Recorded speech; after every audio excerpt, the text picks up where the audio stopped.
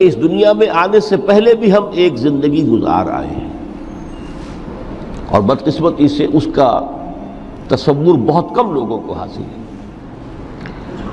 اور عہد حاضر کے جو ریشنلسٹ قسم کے اقلیت زدہ میں کہتا ہوں انہیں، یا اقلیت گزیدہ، اقلیت سے ڈسے ہوئے لوگ، وہ ان چیزوں سے اباع کرتے ہیں، دور بھاگتے ہیں۔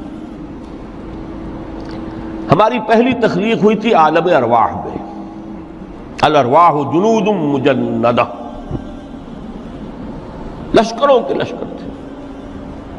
آدم سے لے کر آخری انسان جو دنیا میں پیدا ہوگا قیامت تک، سب کی ارواح عالم ارواح میں پیدا کر دی گئی۔ وہاں عہد لیا گیا، الست بربکم قالوا بلا، کیا میں تمہارا رب نہیں ہوں، مالک نہیں ہوں؟ ہم سب نے عہد کیا تھا، کیوں نہیں؟ شہیدنا، ہم گواہ۔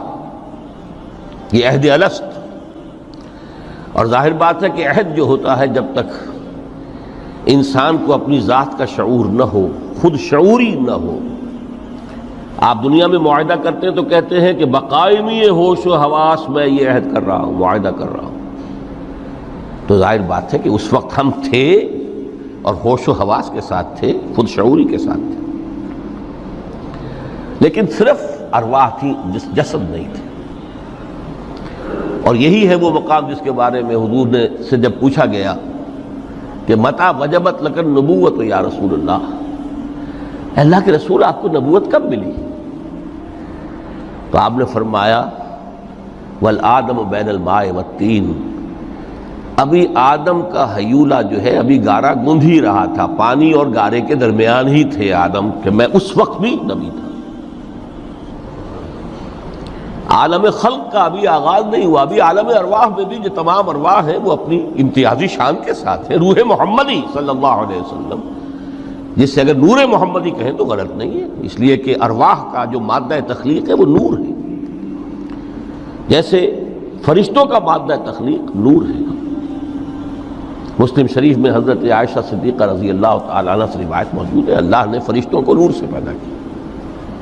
روح، فرشتے روح ہیں، ارواح ہیں، روح القدس، روح الامین، اور ارواح انسانیہ بھی روح ہے، یہ سب ان کا مادہ تخلیق نور ہے۔ اس وقت ہم پیدا کیے گئے، صرف ارواح کی شکل میں ہم سے عہد لیا گیا اور پھر سلا دیا گیا۔ یہ پہلی موت تھی جو ہم پر وارد ہوئی ہے اس دنیا میں آنے سے پہلے،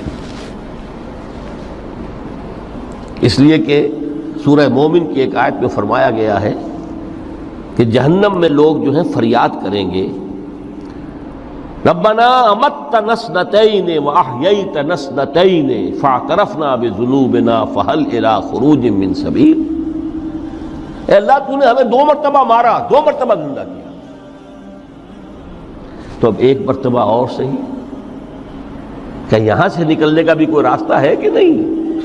اتنے مراحل سے تو ہمیں لے کر آیا ہے، ایک مرحلہ اور سی۔ تو یہ 2 موتیں کون سی ہیں؟ پہلی موت وہ تھی جب ارواح کو موت کی نیند سلا دیا گیا۔ پھر عالم خلق، جسے آج سائنٹسٹ کہتے ہیں، جس کا نقطۂ آغاز ہے بگ بینگ، عالم ارواح اس سے پہلے کی شے ہے، اس تک سائنس نہیں پہنچ سکتی، وہ سائنس سے ماوراء ہے۔ لیکن جہاں سے سائنس شروع ہوتی ہے وہ عالم خلق کا آغاز ہے، بگ بینگ سے۔ وہ پھر مختلف مراحل، تنزل کے مراحل بھی آئے، ارتقاء کا مرحلہ بھی آیا، تفصیل میں جانے کا موقع نہیں ہے۔ بہت سے تنزلات کے مراحل اور بہت سے ارتقاء کے مراحل طے کر کے آدم تیار ہوا ہے۔ حضرت بیدل نے رحمت اللہ علیہ بہت خوبصورت شعر کہا ہے، ہر 2 عالم خاک شد تا بست نقش آدمی، اے بہار نیستی از قدر خود ہوشیار باش۔ یہ پوری جو بھی کائنات کا جو سلسلہ شروع ہوا، بگ بینگ، اور بہت بڑے بڑے جو ناری کرے تھے جن کی کہ حرارت کا جب تذکرہ کرتے ہیں سائنسدان تو trillions and trillions of foreign height, یہ ان کی اس وقت اس کی جو حرارت کا عالم تھا، لیکن پھر وہ ٹھنڈے ہوئے کچھ، اس میں سے کچھ، پھر خاک کی تہ جو ہے زمین کے اس کرے پر آئی، ہر 2 عالم خاک شد۔ یہاں سے اب آدم کا حیولہ تیار ہوا، تا بست نقش آدمی، اس کے بعد ارتقائی مراحل ہیں، اور پھر آدم کی وہ روح جو کولڈ سٹوریج میں تھی جب وہ لا کر پھونکی گئی ہے، جسد آدم جو ہے وہ مسجود نہیں تھا، مسجود تو تب بنا ہے جبکہ اس میں روح آدم وہ لا کر پھونک دی گئی۔ فَإِذَا سَوَّيْتُهُ وَنَفَخْتُ فِيهِ مِن رُوحِي فَقَعُوا لَهُ سَاجِدِينَ۔ یہاں سے حیات دنیاوی کا آغاز ہو گیا۔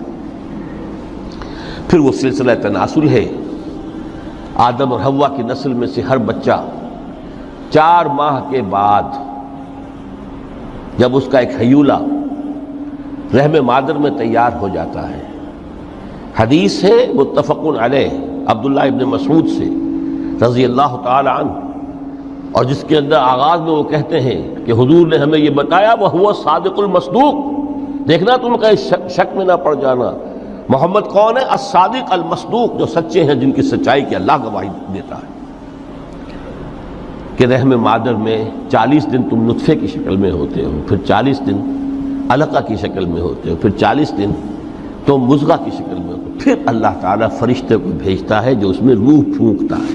وہی عمل جو آدم کے جسد حیولہ کے ساتھ ہوا تھا، ہر ابن آدم اور بنت آدم کے لیے وہی عمل ہے کہ جو رحم مادر میں 4 مہینے کے بعد دہرایا جاتا ہے۔ یہاں سے حیات دنیاوی شروع ہوئی، پھر موت، یہ دوسری موت ہے۔ اب پہلی موت تو وہ تھی، لیکن دوسری موت یہاں سیپریشن ہو جائے گی۔ جو زمین سے آیا تھا تخلیقی مادہ، وہ جسم میں گیا، زمین میں گیا، گل سڑ کر ختم ہوا۔ جو وہاں سے روح آئی تھی وہ اس زمینی وجود کا جو لب لباب ہے، جان، نفس، اس کو لے کر اپنے ساتھ، اور وہ جائے گی عالم بالا کو۔ پھر یہ ایک وقفہ ہے، پھر بعث بعد الموت ہے۔ تو احیاء بھی 2 ہو گئے، ایک مرتبہ پہلی موت کے بعد زندہ کیا اس عالم میں، آنکھ کھلی اس عالم میں ہماری، یہ پہلا احیاء تھا۔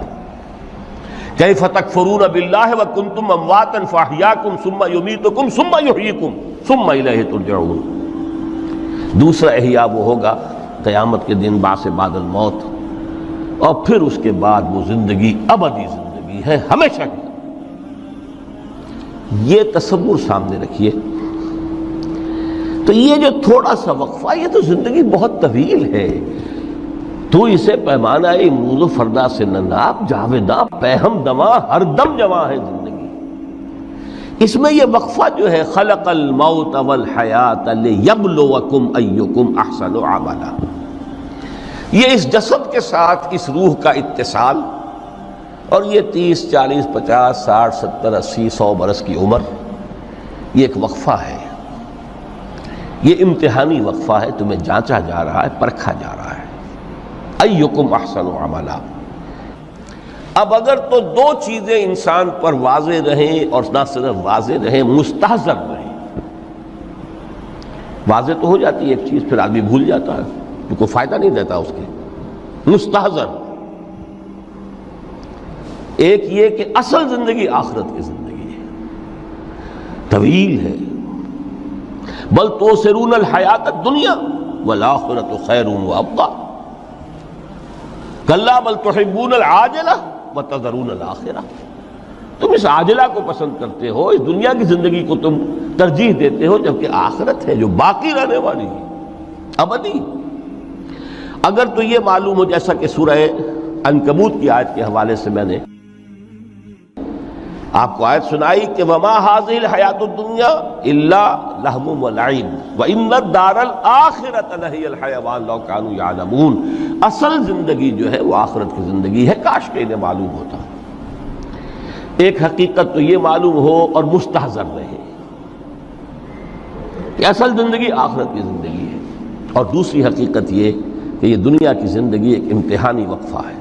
ورفعنا لک ذکر ورفعنا لک ذکر، تیری خوشبو میری چادر، تیرے تیور میرا زیور، تیری خوشبو میری چادر، تیرے تیور میرا زیور، تیرا شیر